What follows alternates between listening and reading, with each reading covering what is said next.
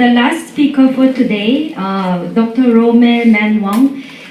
Dr. Rommel is a Filipino criminologist. He's an international lecturer on law enforcement practices, crime prevention and investigation, and penology and vice control.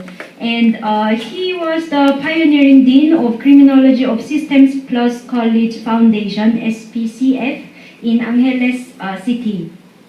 And in 2007, he was conferred the master's degree in criminology by the University of Baguio. And at the most, he earned his doctorate degree in public administration from the Angeles University Foundation in 2011. And he is currently the CEO President of the Law Enforcement and Public Safety Academy, a private training center for security professionals located in Cubao, Quezon City. So let's all welcome Dr. Manwong.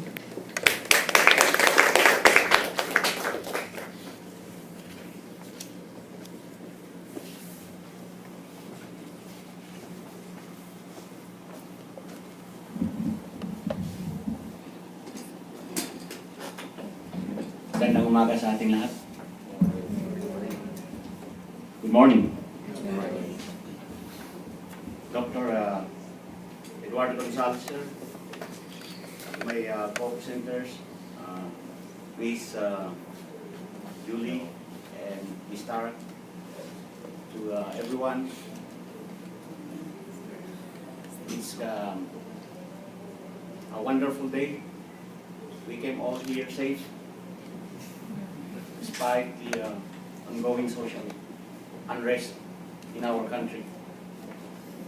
My family name sounds like Chinese, a combination of Chinese and Korean, or maybe Vietnamese, but I'm an FBI, full-blooded Igorot, from Ifugao, and when I received this invitation to speak before you, I was a bit surprised that we have a UP Korean Research Center.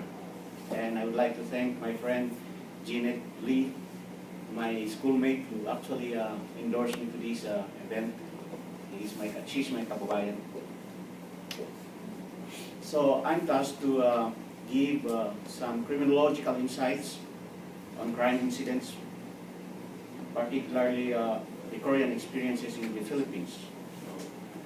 Listening to the presentations of my two co-presenters, it collaborates my presentation. I agree with all the insights from the Korean community perspective and the media perspective. What I'm going to share with you is not necessarily the perspective of my academy, Phillips Academy. So this is a disclaimer. This is my personal insights, and because I took all this data from open sources and needs to be further verified. So let's begin with an end.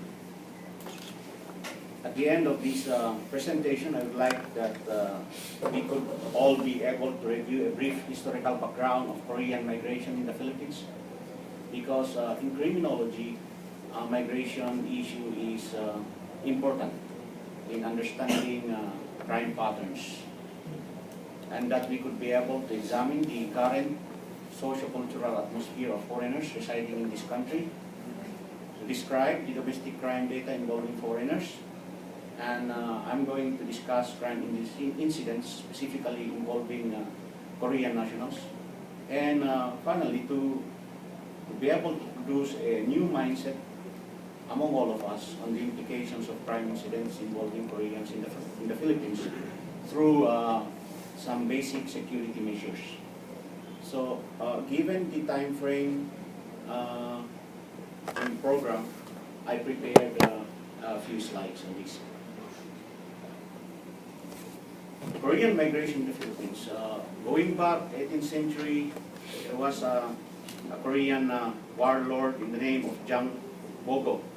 He was a naval commander and a merchant of the Unified Silla that monopolized maritime trade in East Asia, including some parts of the Philippines. So it's a very long time ago.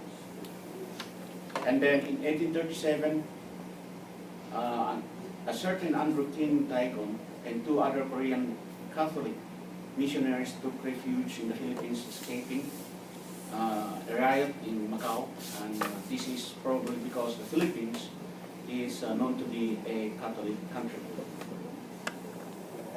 By 1935, a few itinerant ginseng peddlers from North Korea arrived in the country via Vietnam.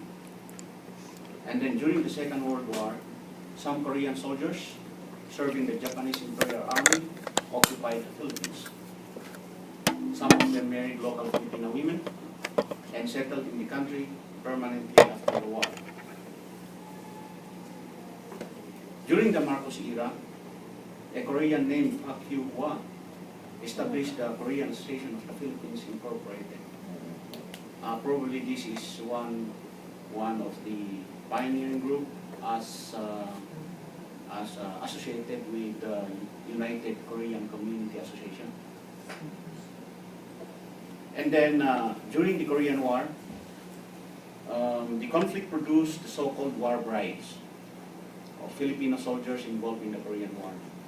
So some of these Korean women moved to the Philippines with their husbands in the 1960s.